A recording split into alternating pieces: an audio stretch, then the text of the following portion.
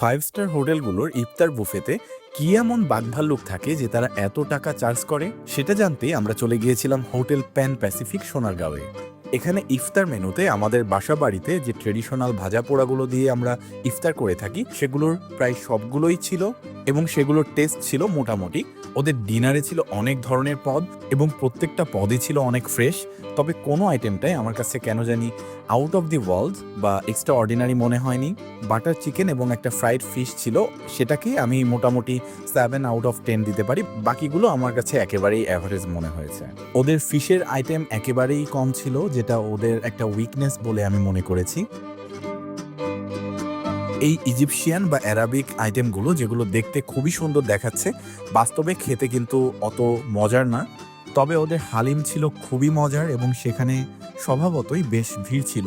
আর ওদের signature item এই জিলাপিটা আমার কাছে খুবই ভালো লেগেছে। জিলাপিটা খুবই ক্রিস্পি ছিল এবং সুইটের দিক থেকে খুবই ব্যালেন্সড ছিল বলে আমার কাছে মনে হয়েছে। এখানে নির্দিষ্ট ব্যাংকের কার্ডে পেয়ে যাচ্ছেন বাই 1 গেট 5 পর্যন্ত অফার। কার্ডের সুবিধা ব্যবহার না করলে পার পার্সন গুনতে হবে ৮,৫০০ টাকা।